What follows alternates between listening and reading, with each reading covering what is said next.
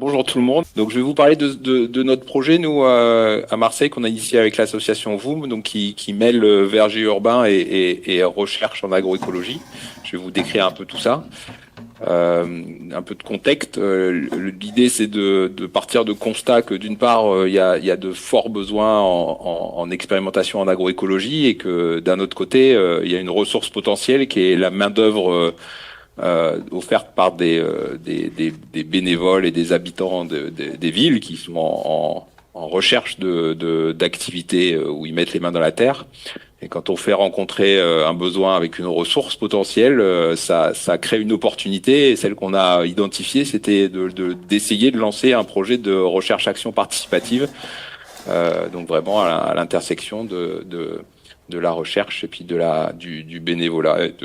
Et donc, je vais vous raconter comment on fait ça. Et donc, la manière dont on a opéré, et ce qui est aujourd'hui la proposition d'une sorte de méthode qu'on est en train d'essayer de formaliser, c'est que dans un premier temps, on fait de la conception de vergers expérimentaux, où là, ce sont c'est toujours des opérations qui se mènent à cheval entre les professionnels chercheurs et puis les habitants non professionnels, que ça soit de la recherche ou de l'agriculture.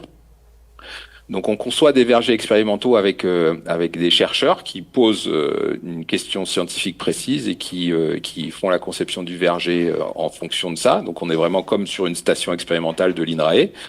Ensuite, toute la gestion du verger est opérée par des habitants principalement, avec l'aide des chercheurs qui là agissent en tant qu'experts techniques et qui viennent nous dicter l'itinéraire technique. Et le suivi scientifique des vergers est réalisé conjointement par les habitants et les chercheurs via des protocoles. Donc certains protocoles de recherche participative où les habitants sont à la manœuvre, d'autres protocoles où le niveau de technicité est trop important et donc ce sont les chercheurs qui sont principalement à la manœuvre, et puis il y a des intermédiaires. Et quelque part, quand on parle d'agriculture urbaine et de jardin partagé, on sait tous que c'est des objets qui ont une classique multifonctionnalité. Et là, on est en train de rajouter une fonctionnalité qui est celle de la création de connaissances, donc la recherche scientifique. Donc je vais vous parler pour l'instant, on a implémenté ça on essaye d'implémenter ça sur un verger, le premier verger, et puis en plus c'est vrai qu'à Marseille il y a pas mal de projets d'agriculture urbaine, mais peu où il y a de l'arbo, donc c'est vrai que c'est le premier verger purement verger, on va dire. Voilà, juste pour situer un petit peu, donc ce premier verger il s'appelle la Bastide à fruits. On est sur une parcelle qui est propriété de la ville, qui nous l'a mise à disposition spécifiquement pour ça. 4200 mètres carrés. On a l'avantage d'être à 300 mètres d'une station de métro. À Paris, c'est simple d'être à 300 mètres d'une station de métro. À Marseille, c'est pas si simple. Et comme vous le voyez sur la carte là, on est à peu près au milieu de la ville. On est entre le Vieux-Port et les collines pagnolesques, donc entre la ville très dense et la campagne. On est dans un quartier assez résidentiel. Donc ça c'est le plan de notre parcelle où en gros on voit ici 2 zones de verger. Et puis plein de haies autour dont je parlerai pas directement, mais dont on pourra parler plus tard. Et puis aussi une zone qu'on laisse en friche, parce que les friches urbaines, ça a des rôles qui sont importants en termes de développement de la biodiversité spontanée. Donc qui dit recherche scientifique dit question scientifique, et avec ce système on en a identifié 4, mais je vais vous parler principalement de 2 parce que on a obtenu un financement qui nous permet de vivre en fait, et c'est une des particularités de cette approche aussi, c'est que ça ouvre des nouvelles sources de financement qui sont justement les projets de recherche. Donc ça veut pas dire que c'est facile, mais là on a un consortium où on a à la fois des associations et puis des labos de recherche. Donc à la fois des labos de recherche en agronomie, donc le GRAB, groupement de recherche en agriculture biologique, et un labo INRAE qui est éco-développement à Avignon, un labo de recherche en écologie qui s'appelle l'IMBE à Marseille, qui font des suivis de biodive, et un labo en sciences sociales, en sciences de l'information et de la communication, qui travaille donc ici sur cette question, cette dernière question, qui est vraiment une étude de la participation citoyenne dans ce contexte. La question principale est une question, enfin pas principale, mais la question, on va dire, en agronomie, c'est une question centrée sur l'agroforesterie, et donc on va vers des vergers zéro phyto. Et ici spécifiquement, on teste l'effet de l'insertion d'arbustes dans les rangs de vergers pour voir leur influence sur, par exemple, la biodiversité fonctionnelle qui permet de réguler les ravageurs. Enfin, je veux juste dire que dans notre consortium, on a aussi la Cité de l'Agriculture. Je le mentionne particulièrement parce que, en fait, la Cité de l'Agriculture vient de disparaître. C'était la tête de réseau de l'agriculture urbaine à Marseille. Donc, on est un peu tous orphelins à Marseille de cette structure qui vient de disparaître. Donc, je ne sais pas si vous en avez dit deux mots pendant ces journées, mais on est tous un peu tristes. Voilà. Alors, comment ça s'est passé la conceptualisation du projet, elle a commencé en 2021. Quelque part, on a eu le contrat de mise à disposition du terrain 2 ans plus tard. Et puis, on a commencé donc les activités à l'automne 2023. On a planté en début 2024. Et donc, depuis, on opère les opérations d'entretien du verger et de suivi scientifique avec l'intervention régulière des bénévoles et l'intervention moins fréquente des chercheurs experts techniques. Donc voilà, justement, ce petit bilan rapide. On travaille avec 2 chantiers participatifs par semaine depuis fin 2023. Donc ça peut sembler beaucoup, mais en fait ça continue à fonctionner. On a une participation qui est assez importante, qui doit être en moyenne autour de 6 personnes par chantier, avec des gros pics sur les grosses opérations et des chantiers où parfois il y a que 1 ou 2 personnes, mais néanmoins ça fonctionne. Donc, comme je le disais, on a des experts on a des visites d'experts techniques qui à la fois nous encadrent pour définir l'itinéraire technique et puis aussi participer au suivi scientifique avec les protocoles de suivi qui sont mis en place. Ça a permis de créer 2 emplois. Alors c'est 2 emplois, mais c'est du temps très partiel, hein. On a un mi-temps et un tiers-temps, mais néanmoins, donc on a un mi-temps en médiation scientifique et puis un tiers-temps sur vraiment l'animation et l'ouverture de notre lieu. Donc en gros pour organiser nos chantiers participatifs. Et depuis la plantation, donc on fait en gros un atelier de recherche participative, donc c'est une demi-journée tous les mois, donc on en est à peu près à 16. Et donc en termes de résultats, on va dire qu'on a un verger qui est mené de manière complètement professionnelle au cœur de la ville. Donc, ce qui permet aussi beaucoup d'autres choses, hein. Ça permet bien sûr de développer des activités pédagogiques, de faire des contacts entre ville et campagne en faisant venir des agriculteurs, etc., etc. Donc, c'est un objet qui est très riche au-delà de ces objectifs principaux. On a créé vraiment, ça c'est intéressant. On parle toujours du lien social qui est facilité par ce genre de projet, mais vraiment il y a une communauté d'habitants qui s'est créée autour du projet. Certaines personnes qui se connaissaient, qui étaient voisins, qui habitent vraiment près du lieu, mais d'autres qui viennent d'un peu plus loin dans la ville et qui sont devenus des réguliers. Et puis, en 1 an et demi, là, on démontre que effectivement, on est capable de récolter des données qui sont utilisables par les chercheurs.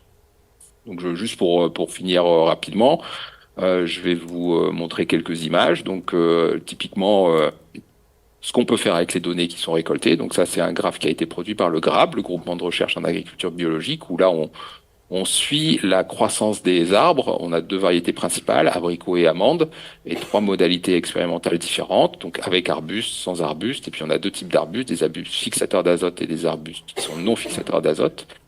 Et donc on suit la croissance des arbres de manière régulière et on est capable de produire ces courbes. Donc vraiment, on démontre que ces protocoles de recherche participative, c'est un outil qui fonctionne et qui permet aux chercheurs d'obtenir de la donnée qui est récoltée par les bénévoles non professionnels, ni de l'agriculture, ni de la recherche.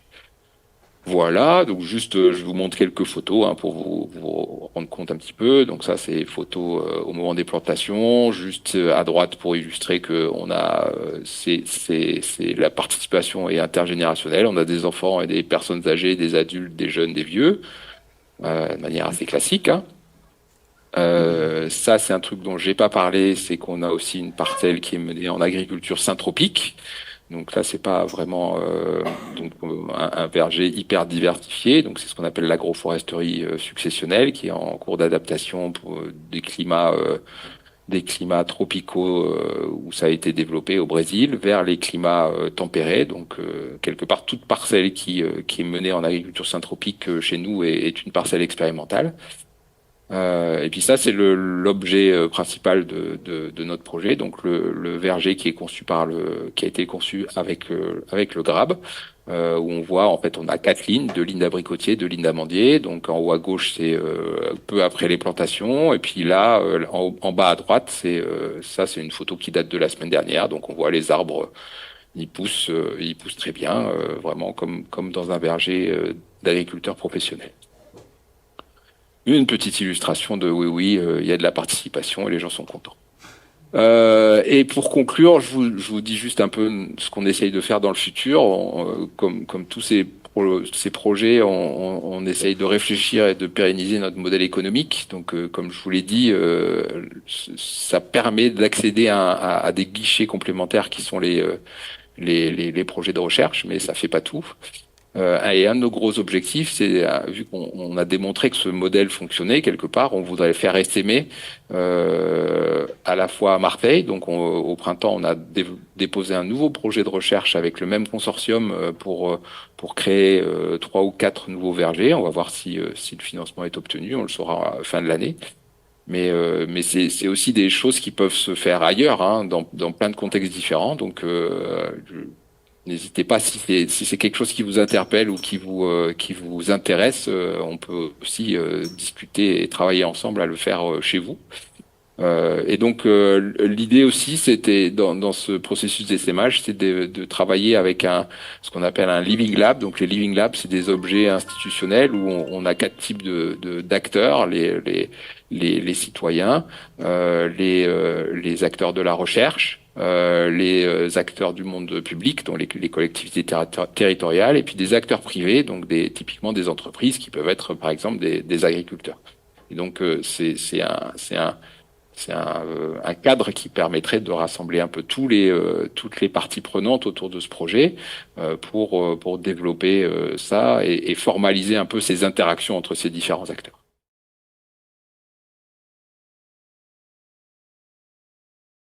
La plupart d'entre vous connaissez peut-être plus le maraîchage, mais on oublie quand même beaucoup que le maraîchage en ville au 19e, 20e, c'était très souvent des murs clos. Et il y avait quasiment toujours des arbres fruitiers palissés. Et finalement, on a très peu d'archives de ce qui se faisait. Et je trouve que ce tableau est vraiment représentatif. Donc c'était la maison de campagne de la famille de Caillebotte. Et ils avaient une petite partie potager dans leur terrain en Île-de-France. Donc voilà, c'était un peu comme ça, finalement, à la grande époque de l'agriculture urbaine. Voilà. Alors pourquoi je suis là ? Donc je travaille à la ville de Nantes. Alors j'ai pas un poste dédié à l'agriculture urbaine ni aux arbres fruitiers. Je suis encadrante d'une équipe de jardiniers. Je suis responsable d'un des grands parcs de Nantes. Mais je suis référente arbres fruitiers pour la ville. Et je suis référente arbres fruitiers pour la ville parce que l'avantage de commencer à avancer dans l'âge, c'est que j'ai eu plusieurs carrières. Et donc j'ai été une douzaine d'années, j'ai travaillé dans l'agriculture rurale, en verger, pépinière fruitière, en vigne. Maintenant ça fait une dizaine d'années que je suis dans le paysage, donc dans les espaces verts pour Nantes. Et il y a quelques années, j'ai fait une licence pro en agriculture urbaine et j'ai eu l'occasion, j'étais apprentie à Verger Urbain, donc l'association parisienne où Sébastien nous en parlera un peu plus. Donc ça m'a permis aussi de voir ce qui se passait à Paris et ce qui se passait côté Asso. Et à la suite, c'était vraiment cette dynamique qui a commencé finalement avec le Covid où toute l'agriculture urbaine est partie. On a eu les premières assises de l'art fruitier en ville à Nantes, donc c'était en 2023. Donc j'ai participé aussi à l'organisation des assises et toujours dans la continuité des assises à la rédaction du guide Plantécité sur les paysages fruitiers en ville qui a été édité, qui est paru à peu près il y a 1 an maintenant. Donc ça fait à peu près une bonne connaissance du milieu pour pouvoir intervenir aujourd'hui. Donc là je vais vraiment parler du point de vue des collectivités.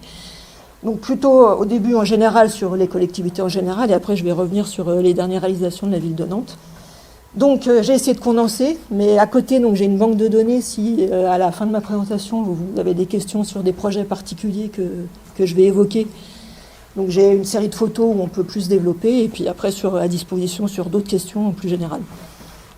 Alors ça, la première intervention nous l'a déjà dit, les services des arts fruitiers en ville sont multiples. Et donc pour chaque service différent, on a une quantité énorme de sites et de façons d'installer des arbres fruitiers en ville, soit en arbre isolé, soit en verger. Mais c'est infini en fait, et on peut encore en inventer. Alors je détaille pas, mais il y a une façon, il y a des gestions, des typologies et des formes qui sont incroyables, et des variétés aussi, d'un panel de variétés. On peut faire beaucoup de choses, donc ça il faut le retenir. Donc évidemment pas que nourriciers, hein, on est d'accord. Et alors c'est les clés à retenir vraiment, les clés les plus importantes qu'il faut savoir, qu'il faut faire surtout accepter à tous les gens qui se lancent dans des projets fruitiers. Déjà, il ne faut pas se lancer bille en tête rapidement sans réfléchir. C'est évident qu'il faut beaucoup de temps. Enfin, déjà sur le travail sur le long terme, déjà sur l'implantation d'un verger, mais c'est aussi, avant de commencer, du point de vue d'une ville, il faut connaître très bien son milieu. Parce que finalement, on a des projets fruitiers, il y a eu beaucoup de projets dans beaucoup de collectivités qui ont été développés ces dernières années. Je pense à Lyon, Bordeaux ou Alès qui avait commencé il y a déjà 20 ans, et qui se sont basés vraiment déjà sur le tissu, sur le patrimoine. Est-ce qu'on était très agricole? Est-ce qu'on avait un passé agricole fort qu'on voulait valoriser? Est-ce qu'il y avait des compétences en interne, c'est-à-dire souvent des jardiniers qui connaissaient le travail de l'agriculture et qui pouvaient amener des choses aux équipes? Est-ce qu'il y a un grand tissu associatif, ou est-ce que c'est une ville qui fait beaucoup de choses en interne? Tout ça, on doit en tenir compte pour créer des projets différents et des équilibres différents. Et là, je parle du point de vue des collectivités, mais alors je ne sais pas du tout de quoi est constituée l'audience. Je ne sais pas exactement ce que vous faites. Donc j'ai vu qu'il y avait certaines personnes des villes, mais j'imagine que vous êtes surtout à essayer de vivre de l'agriculture urbaine. Donc ma réflexion aussi, c'est de dire qu'est-ce que les collectivités attendent, ont avoir besoin, comment on peut travailler avec eux et leur amener de quoi ils ont besoin. Une chose qui est très importante aussi, comme je disais qu'il y avait une variété de typologies énorme, c'est que à chaque projet, on va choisir des sujets différents, des formes différentes, des vigueurs différentes. Et donc il faut quand même très bien connaître les arbres fruitiers avant de se lancer dans des plantations, parce que c'est souvent des projets qui étaient lancés il y a 10 ans, 15 ans, où on voit que ça ne fonctionne pas, parce que par exemple on a voulu planter des arbres de très grand développement dans des petits espaces, où on espérait avoir des récoltes dans des endroits très fréquentés. Je pense qu'on a plus conscience dans ces dernières années qu'il faut adapter vraiment chaque projet à chaque type d'arbre. Et puis la question dont on parlait ce matin, bien sûr, et ça je pense j'insiste vraiment, c'est quelque chose qu'il faut...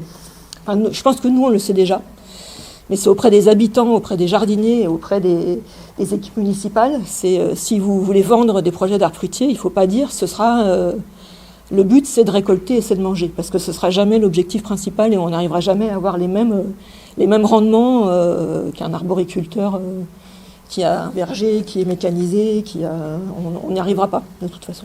Et je peux développer plus, mais c'est peut-être pas le pourquoi, mais bon, j'ai pas le temps. Et donc je vous parlais des besoins qu'on retrouve, les besoins des collectivités en partenaires. Il y a un besoin énorme de formateurs. Alors pour vous donner un exemple, en Pays de Loire, qui est quand même très très agricole, avec beaucoup de vergers, le CNFPT, qui est l'organisme de formation des agents territoriaux, a trouvé 2 formateurs sur la région Pays de Loire. 2. Il y a un besoin, il y a un demande des jardiniers de ville, mais il y a aussi un besoin dans les assos, dans les collectifs, les usagers. Ça, c'est énorme. Évidemment, des associations qui accompagnent les vergers partagés, parce qu'à partir du moment où vous créez un verger partagé, un verger collectif, ça ne fonctionnera pas, ou difficilement, à moins d'avoir vraiment les habitants très très motivés, ça ne fonctionnera pas sans une association qui fédère et qui aide à gérer. Il y a un besoin de pépiniéristes locaux finalement, parce que comme les grandes villes ont souvent des contrats, donc on a des marchés avec des grands pépiniéristes qui sont très généralistes, et quand on commence à avoir des projets où on voudrait une multiplicité de formes, on voudrait valoriser des variétés locales, on ne les trouve pas. Donc avoir la possibilité d'avoir un petit pépiniériste pas trop loin, où on puisse y aller facilement, échanger, ça devient intéressant, et il y a de plus en plus de gens en fait qui se lancent Alors, moi, je suis plus dans l'ouest de la France, hein, donc je connais plus le milieu Pays de Loire-Bretagne, mais on a de plus en plus de petits pépiniéristes qui travaillent plus sur du sion et qui commencent à produire, et là, on peut vraiment s'appuyer là-dessus. Il y a les arboriculteurs périurbains. On espère quand même que dans des villes où on a une ceinture verte assez importante, où on peut amener des vergers qui soient vraiment à proximité. Bon, il y en a à Nantes, hein, mais c'est intéressant aussi. Et les études scientifiques, comme on a parlé ce matin. Alors là, maintenant je vais... Alors Nantes, c'est déjà pour un peu vous situer, la ville de Nantes. Donc en population, c'est la 6e ville la plus en termes de nombre d'habitants. Et par contre, c'est la ville qui, après Paris, consacre son plus gros budget dans les espaces verts. Donc c'est surtout depuis ce mandat et le mandat précédent, c'est vraiment le paquet est mis sur les espaces verts dans la ville comme première raison d'attractivité de la ville. C'est-à-dire que dans les années 90-2000, on n'était plus sur la culture. Maintenant, les espaces verts, c'est quelque chose de très très important. Donc on a une mairie socialiste écologiste, pour vous situer à peu près. Et on a par exemple un service biodiversité qui a été créé de toutes pièces sur ce mandat, avec une dizaine de postes créés pour travailler que sur la biodiversité. Donc les formations, améliorer les pratiques. Donc il y a 500 personnes, hein. Donc 300 jardiniers, donc il y a presque autant de cadres dans des bureaux que de jardiniers. On a vraiment un passé très important de ville botanique étant une ville portuaire, comme à peu près toutes les villes portuaires, on avait des jardins d'acclimatation. Donc les capitaines de marine ramenaient des essences rares depuis Louis XIII ou Louis XIV. Donc à Nantes, il y a quand même eu le premier magnolia européen a été planté à Nantes. Le premier tulipier français a été planté à Nantes. Donc on a vraiment un historique d'aller chercher des variétés un peu... on n'est pas que sur le local, on aime bien l'exotique aussi. Et on a aussi, ce qui n'est pas le cas de toutes les villes, on a une pépinière municipale, parce qu'il y a beaucoup de villes qui ont fait le choix de laisser tomber cette pratique-là.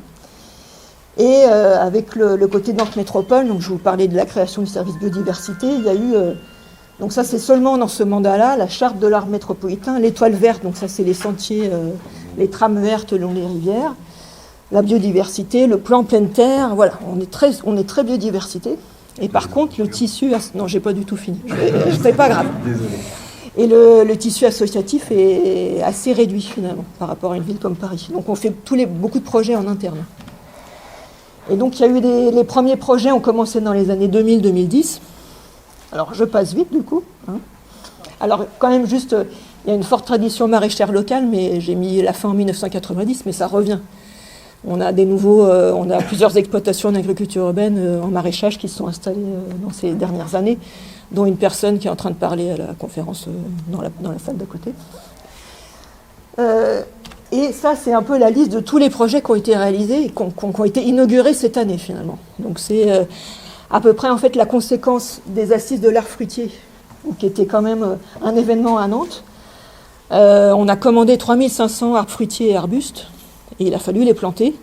Donc finalement, toutes les équipes, les encadrants, les jardiniers, les techniciens, ont pris l'habitude d'inclure des arbres fruitiers dans leurs projets. Et alors, finalement, il n'y a pas eu vraiment de verger collectif de créer sur Nantes. C'était plutôt à chaque fois des aménagements paysagers qui englobaient des arbres fruitiers. Mais à chaque fois avec une thématique différente et en mettant en valeur différentes... par exemple, le verger exotique du jardin extraordinaire, on est allé chercher des agrumes, des grenadiers, des pistachiers, des arbres tropicaux. Le verger de Seattle, c'était une création avec les lycéens du lycée agricole. Et la forêt-jardin de la ferme urbaine, là, on était vraiment sur des plantations participatives. C'était dans un QPV, donc il y a eu des plantations avec les jardiniers, avec les habitants du quartier. Donc à chaque fois, c'était finalement des projets qui étaient très différents et qui prenaient l'arbre fruitier en ville. Et alors, pour conclure, ça, je pense que vous pensez à tout ça. Je pense que vous le savez déjà, donc je ne reviens pas là-dessus. Et quand même, je vous donne quand même des ressources pour ceux qui s'intéressent aux arbres fruitiers. Le fameux, je vous parlais d'un guide qui est paru chez Plantécité, donc Cultiver les paysages fruitiers en ville. Ça a été un guide qui a été coécrit suite aux assises de l'arbre fruitier, qui avait finalement participé à créer un réseau de spécialistes de l'arbre fruitier en ville. Donc il y a eu une parution l'année dernière. Donc c'est en accès gratuit et ça résume beaucoup de choses qu'on ne va pas avoir le temps de dire aujourd'hui. Sur les problèmes de gestion, sur des problèmes plus biologiques des arbres. Donc je vous conseille, ça se télécharge, je vous conseille pour tous ceux qui s'y intéressent d'avoir accès à ce guide. Et une note aussi d'espoir, où je vous disais qu'on avait vraiment un manque, vraiment un besoin de formateurs expérimentés. Depuis cette année, il y a une formation qui vient d'être créée, et Thierry Régnier, qui nous fera la visite du potager, vous pourra en parler mieux que moi, puisqu'il est partie prenante et formateur dans cette formation, maître apprentisseur, je ne sais pas comment on dit. Donc on va avoir une formation, alors c'est sur 3 ans, mais peut-être plus. Donc il va former 20, 30 personnes. 24. Mais alors ce qui est intéressant, c'est que souvent les formations, même si c'est sur 3 ans, on reste sur la taille, sur les formes palissées, et puis ça ne va pas toujours tellement plus loin. Donc là, ce sera non seulement sur la taille, évidemment, mais aussi créer une forme fruitière, quel palissage on met, qu'est-ce qu'on greffe, qu'est-ce qu'on fait, et aussi tout le suivi plus du domaine de l'agronomie et de l'écologie, comment on suit les arbres fruitiers, parce que ce qu'on a du mal à savoir, c'est comment on gère les maladies, comment on arrose, comment on récolte. Et ça va être une formation hyper complète. Et le but, c'est de former petit à petit des nouveaux maîtres jardiniers qui reprendront le flambeau des derniers spécialistes de l'arbre palissé, puisque j'en ai pas trop parlé, mais l'arbre palissé, c'est quand même quelque chose vraiment à développer dans les villes pour le peu de place qu'ils prennent dans une ville, même s'il faut vraiment il faut savoir les entretenir.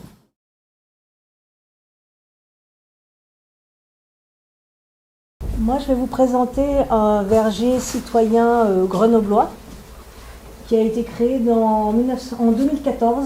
Donc, c'est un petit verger qui s'est créé à l'initiative de la mairie de Grenoble en 2014 quand Éric Piolle a été élu. Ils ont voulu faire ça très vite. Alors, ça ne respecte aucunement tous les préalables que vous avez voulu, que vous nous avez donnés. Ils arrivaient à la mairie, ils venaient d'être élus. Ils n'avaient strictement pas réfléchi à comment ça allait se passer. Ils sont partis bille en tête. Ils voulaient aller vite. Et donc on l'a planté dès décembre 2014, alors que la mairie avait été élue en avril, je pense, 2014. Et c'est sur un petit espace de 1000 mètres carrés environ, qui ressemblait à ça. En fait, à Grenoble, c'est l'inverse de Nantes. C'est une ville extrêmement minérale, il y a très peu d'espaces verts. Ils cherchaient désespérément des espaces, il y en avait peu. Donc ils ont trouvé ce terrain qui était un espèce d'immense crottoir à chiens avec un grand parking relais qui bouche très largement l'horizon et qui fait que c'est beaucoup à l'ombre. Mais quand même, donc c'était cet espace-là qui ne ressemblait pas à grand-chose et maintenant c'est ça. Pour trouver ce petit bâtiment ici, là, on le voit ici. Bon ben voilà, ça a quand même considérablement changé en 10 ans.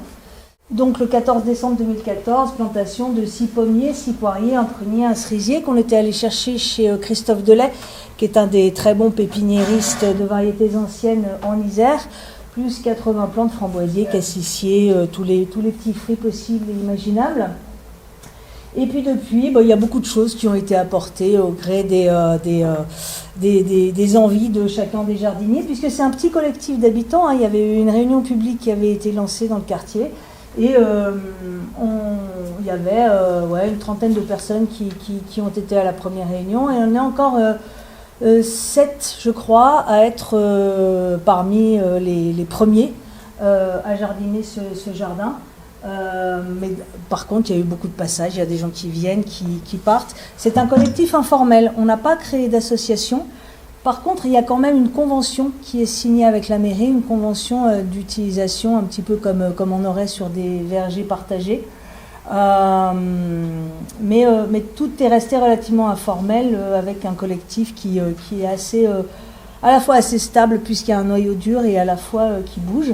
Alors, qu'est-ce qu'un verger comme essentiel peut apporter, puisqu'on est dans un contexte restreint, contraint, c'est tout petit comme verger, et puis c'est dans un espace complètement public, c'est-à-dire que les gens viennent, il n'y a aucune fermeture, les récoltes peuvent être pillées.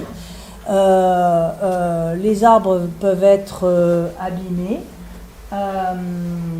Et on sait quand même, alors la production elle commence maintenant vraiment, parce que bizarrement quand même les arbres ils ont quand même 11 ans maintenant, mais c'est cette année qu'on a fait une vraie belle récolte de pommes. Je ne sais pas comment ça se fait que ça a été si long à produire, parce que quand même normalement au bout de 4-5 ans on a de la production.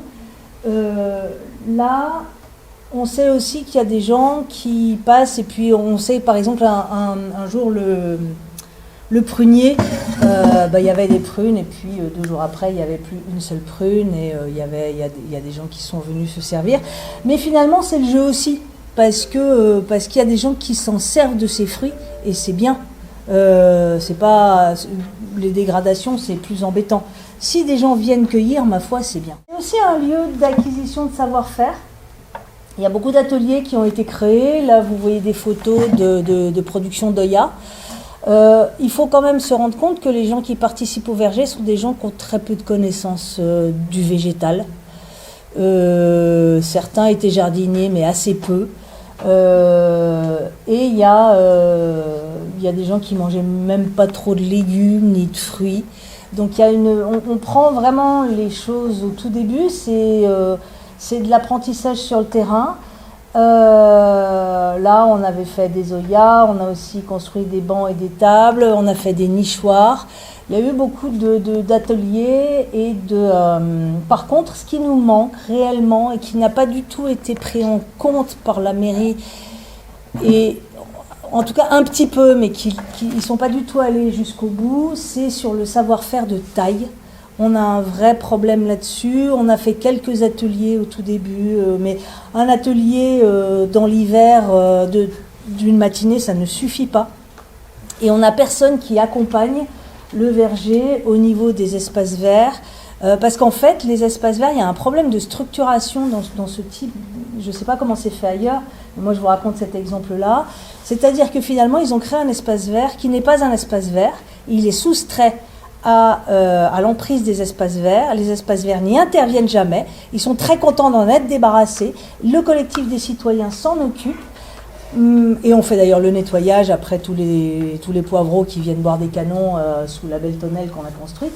Mais du coup, on est déconnecté. On est en lien avec ce qui s'appelle le service EPC, espace public et citoyenneté, mais on n'est pas en lien avec les espaces verts. Et il y a un réel problème de suivi, parce que nous, on le gère, mais un peu comme on peut. Et il n'y a pas d'apprentissage depuis les 10 ans qu'on le gère. On a encore tout un boulot à faire pour trouver un intervenant, mais dans ce cas-là, il faudrait le payer. On est un peu coincé là-dessus. On manque de savoir-faire, et la mairie ne nous aide pas à gérer ces arbres comme ils devraient l'être. Par contre, c'est un espace, comme je vous montrais, là, cette belle tonnelle qui a été amenée par la mairie, et puis dessous, on a construit du mobilier. Donc c'est un bel espace de convivialité qui est très squatté par tous les gens qui ont envie de se boire des bières quand il fait beau. En tout cas, c'est un espace qui a été largement découvert pendant le Covid. C'est un espace qui est vraiment, nous on y a trouvé une convivialité, une forme d'appropriation de l'espace public en tant que citoyen qui est très forte, je trouve, parce que dans la ville, on est consommateur de la ville, on n'intervient sur rien, on râle quand les poubelles sont pas vidées, on râle sur tout ce qui n'est pas fait. Mais par contre, on n'a jamais l'occasion de faire quelque chose et de participer. Donc c'est le pendant de ce que je disais, où la ville s'est un peu débarrassée sur des citoyens. Nous, on est fiers d'avoir cet endroit qu'on a transformé. Voilà, on arrive aussi un peu au bout d'une logique de délégation aux citoyens, et avec aussi une fragilité qui est que la mairie, entre le premier mandat et le deuxième mandat, la mairie avait un peu changé ses intérêts. Ils étaient moins intéressés par les vergers, ils étaient intéressés par ce qu'ils appelaient le retournement ils voulaient changer les accès aux écoles. Et donc, en voulant changer l'accès à une école qui est située juste là, la nouvelle mandature avait décidé d'enlever tous les petits fruits qu'on avait installés. Et il a fallu qu'on monte au créneau en tant que collectif de citoyens pour leur dire écoutez, vous n'allez pas casser le travail que votre mairie a fait avant. En plus, c'était le même maire, même si l'équipe des conseillers était différente. Et on a bien vu là la fragilité de ces espaces. C'est-à-dire qu'avec le même maire, la même sensibilité écologique de Piolle toujours, mais entre le premier mandat et le deuxième mandat, le changement des adjoints, on se retrouvait avec un espace qui était déjà un petit peu en danger. On menaçait d'en enlever tous les petits fruits. Et donc, il a fallu vraiment que notre collectif monte au créneau en disant écoutez, vous allez être capitale verte, là, ça ferait quand même un petit peu désordre de faire ça. Et puis, on a un peu monté les crocs. Et ils ont réussi à changer leur projet parce qu'en fait, ils voulaient enlever les petits fruits parce qu'ils pensaient que les nounous qui amenaient les enfants à la maternelle avaient besoin d'un espace de 2,50 m pour passer. Nous paraissait un tout petit peu exagéré. L'espace a clairement énormément créé de biodiversité. On a évidemment beaucoup mis en place de fleurs, on a installé des abris à insectes, des nichoirs à oiseaux, des nichoirs à chauves-souris. On voit beaucoup de choses, des osmies, des cirques, des papillons, morosphinx. On n'en voit quand même pas partout, des morosphinx en ville.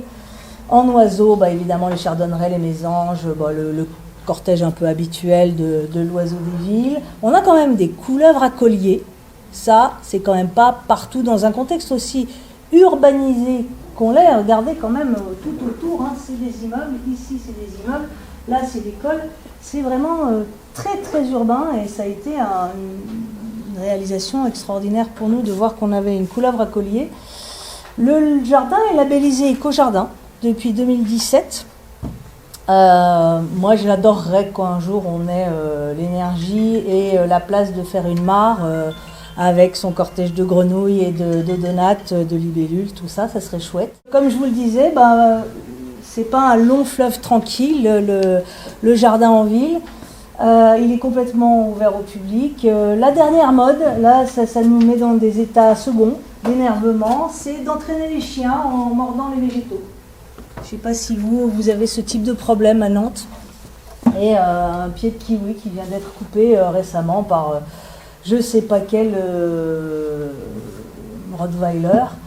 Donc le pied de glycine, on l'a protégé avec un grillage à poules.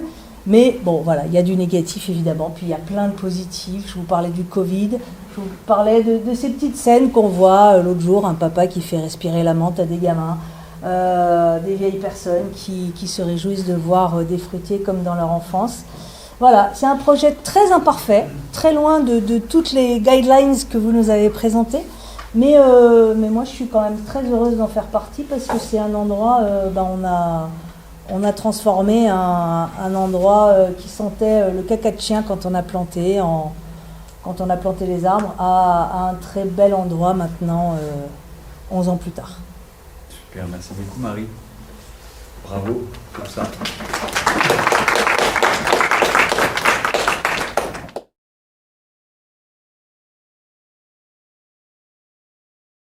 Je vais vous présenter un petit panorama des projets de verger urbain, on va voir d'où on vient et là où on en est aujourd'hui.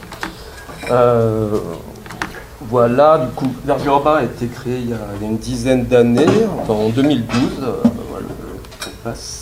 et dans l'idée de développer, d'implanter l'arbre fruitier en ville.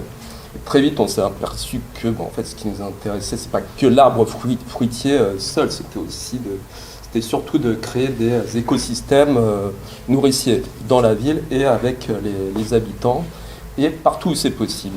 Et en général, ce qu'on dit, c'est que c'est possible partout, en fait, qu'on est amené à développer plein de projets en parallèle, en pied d'immeuble, sur l'espace public, et souvent sur l'espace public d'ailleurs, sur les toits, sur des friches.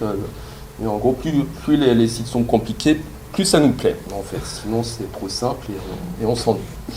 Et du coup, voilà, il y a actuellement une dizaine de sites qu'on gère, qui ne sont pas tous des vergers, mais où il y a forcément des arbres fruitiers, et puis plein d'autres projets qu'on accompagne. On accompagne beaucoup de collectivités ou de bailleurs sociaux dans la création de projets d'agriculture urbaine, avec les arbres fruitiers en général. Là, d'où on vient, donc là c'est un des premiers projets qu'on a développé, c'était même avant la création de l'asso, c'était dans le cadre d'un jardin éphémère sur le parvis de l'hôtel de ville de Paris, où on a proposé de créer un espace hors sol, en bac, avec des modules pour montrer ce que peut être une forêt fruitière. Du coup, on a amené dans ces bacs, l'idée c'était de montrer différentes formes fruitières, différents stades de développement de l'arbre fruitier. On voulait profiter de cet espace public pour montrer au grand public ces différentes formes. C'est-à-dire qu'il y avait à la fois des porte-greffes, des pieds-mères, des sions, des fruitiers de palissés, bastiges, les fruitiers plus gros. Et voilà. Et ce qui nous intéressait, c'était aussi de montrer que ça peut créer des espaces de convivialité où on peut s'asseoir, où en gros il y a la place pour le végétal, mais aussi pour l'humain. Et du coup, ce type de projet, ça nous a pas mal guidés pour les projets suivants.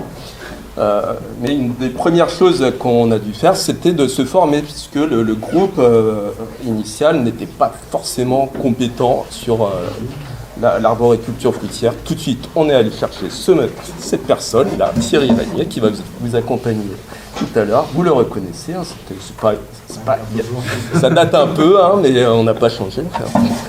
C'était dans les Murs à Pêche, site un peu emblématique de l'arboriculture fruitière en Ile-de-France. Voilà, on a fait plein de séances là-bas où on allait se former sur la taille, la multiplication, etc. Quelle que soit la météo, et souvent c'est des formations qui ont lieu en hiver.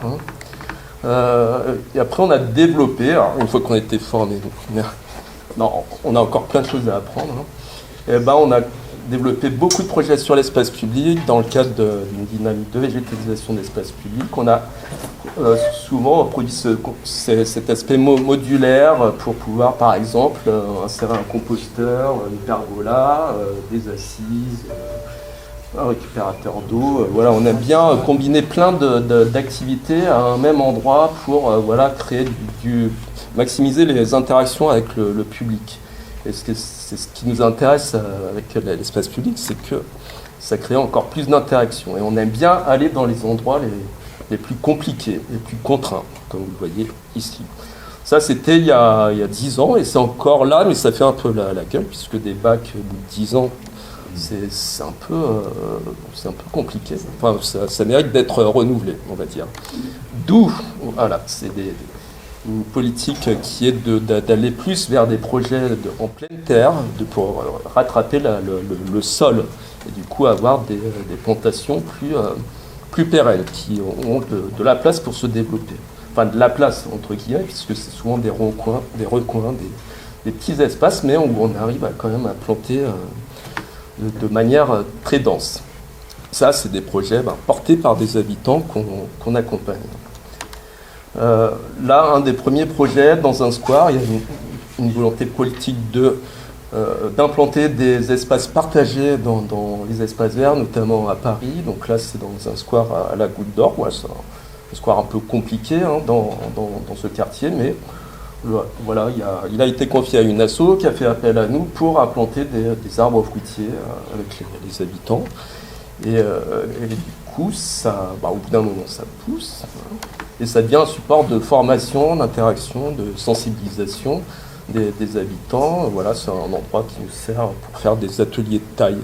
En gros, là, c'est dans ce quartier, Goutte d'Or, La Chapelle, on a plusieurs petits vergers qui nous servent de support pour des formations en arboriculture fruitière. C'est-à-dire, on fait ce qu'on appelle des randos de taille. On fait le tour des différents sites pour apprendre à tailler, et puis en même temps ça permet d'entretenir les vergers des partenaires. Autre site assez ancien mais qu'on anime toujours, c'est le verger de Fleury. Ça se passe sur 2000 m², c'était un espace délaissé d'un square, le square Fleury. C'est aussi un peu en pied d'immeuble, c'est de l'habitat social dans ce quartier. Du coup là à un moment, on avait récupéré plein d'arbres de plein vent. On cherchait un espace, on a trouvé celui-là. Enfin, la ville nous l'a proposé, et puis on a fini par planter et le densifier d'année en année. Et voilà, maintenant Il y a un petit groupe d'habitants qui le suit depuis le début. Il y a une pergola pour les apéros, ça c'est important à noter. Sans cette tonnelle et sans les apéros, c'est un peu plus compliqué de faire du lien entre les habitants. Et voilà, nous on y va 2 fois par mois, mais ces habitants se réunissent aussi le vendredi, voilà, pour entretenir ce verger et prendre l'apéro.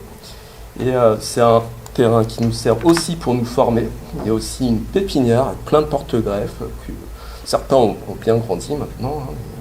Voilà, du coup, tous les ans, on y allait pour apprendre à greffer, voilà, et à former des arbres fruitiers. Voilà, là, ça fait longtemps qu'on n'y est pas retourné dans celui-là. Et voilà, il y a dans l'idée de développer des pépinières dans les quartiers pour rendre un peu d'autonomie aux habitants et qu'ils aient la capacité à développer par eux-mêmes, voilà, à végétaliser la ville, à la rendre nourricière par eux-mêmes. Du coup, on avait travaillé en partenariat avec une dizaine de jardins partagés.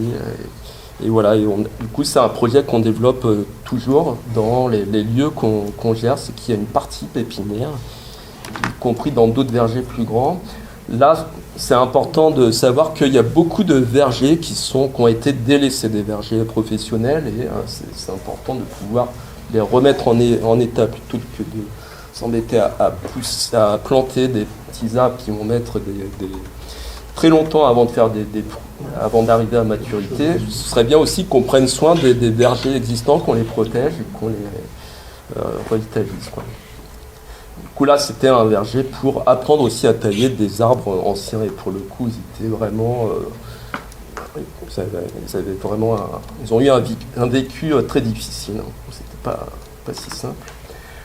Donc voilà, on a une expérience c'était une courte expérience, mais qui nous a quand même amené à accompagner des collectivités qui avaient cette volonté de développer des vergers sur leur territoire. Et du coup, voilà, on les accompagne dans ces cas-là sur la conception, ou plutôt la co-conception, avec les habitants de la ville, pour arriver à un verger qui est, et c'est l'idée initiale, qui est partagée avec les habitants. Il y a des endroits où ça marche mieux que d'autres. Voilà. Et voilà, donc ici c'est à Saclay. Du coup, on a pris parti d'avoir toutes les formes aussi, d'avoir des arbres de plein vent, des arbres de basse tige, des demi-tiges, voilà, qui sont implantés en fonction de l'orientation du soleil, et de façon à ne pas se faire d'ombre les uns les autres et optimiser l'espace. On a tendance à planter bien dense et par endroits aussi à aller vers une typologie de forêt fruitière, on va dire. L'idée, c'est de montrer vraiment toutes les formes possibles et aussi de dire que un arbre, avant d'être grand, il est tout petit, et vaut mieux d'ailleurs le planter petit pour qu'il devienne encore plus grand à terme. On crée des vergers aussi en pied d'immeuble. On bosse beaucoup avec les bailleurs sociaux pour les aider à créer des jardins partagés, mais on amène aussi, on attire l'attention aussi sur les autres espaces verts des résidences qui mériteraient aussi d'avoir une vocation nourricière. Et les arbres fruitiers, ce qui est bien, c'est qu'ils peuvent être implantés un peu partout, contrairement au potager qui est plus fragile, qui demande de plus d'attention. Le verger, il peut être un peu plus autonome par rapport à d'autres plantations nourricières. Mais après, il faut l'entretenir quand même. Ouais, je suis pas loin de la fin là. Très bien.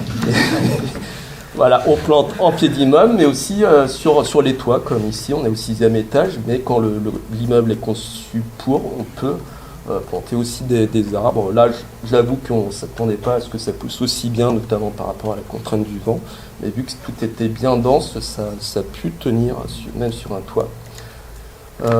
Voilà. Ah, il m'en reste encore.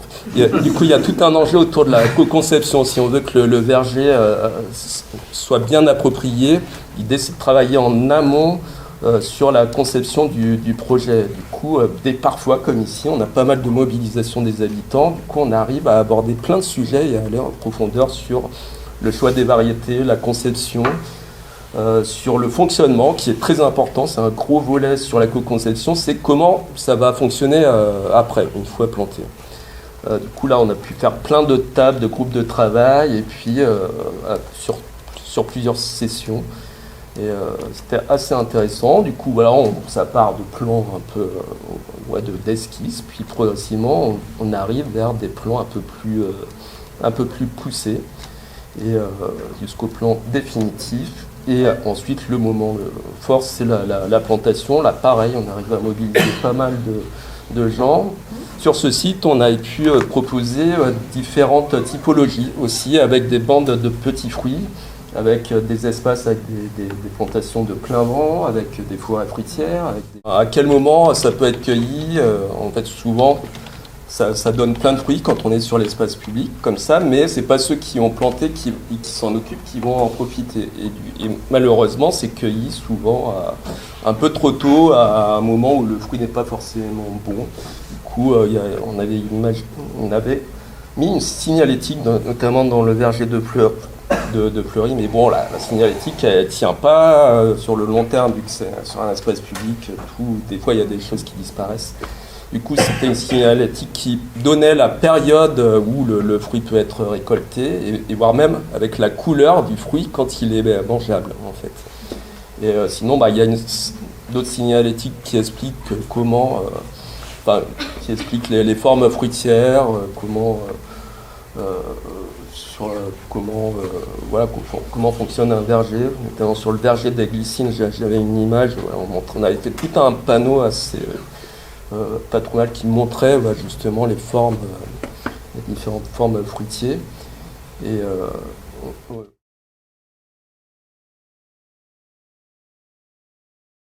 c'est les activités du verger classique. On fait des activités autour de la taille, de la greffe, de la plantation. Et nous, on a une spécialité très forte en Ile-de-France qui est au niveau des espaliers. Pratiquement tous les vergers dont on s'occupe, c'est des arbres en espalier parce qu'on est en ville, en espace contraint, et c'est ça qu'on veut transmettre.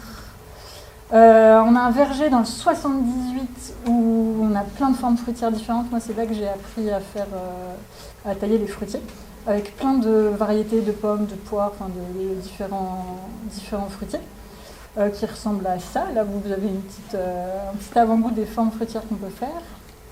Dans le 78, ici. Là, c'est toujours dans le 78, donc c'est une forme de poire. Je ne sais pas si vous le voyez en avant, dans l'avant du plan, là. Et donc là, ça a déjà été dit, mais nous, la force à chaque fois de nos vergers, c'est que ça repose sur un collectif, de la convivialité, de la régularité. Ça, c'est aussi le souci, par contre, la régularité. Vous le voyez, ce sont des personnes d'un certain âge. J'ai fait baisser drastiquement la moyenne d'âge des croqueurs de pommes quand je les ai rejoints. Et donc, c'est en semaine souvent, c'est le problème dans les différents vergers. Nous, c'est que c'est en semaine parce que c'est des retraités en fait qui s'en occupent. Et moi, j'ai pu participer à ça parce que j'étais à mon compte, donc je pouvais faire mon emploi du temps comme je voulais.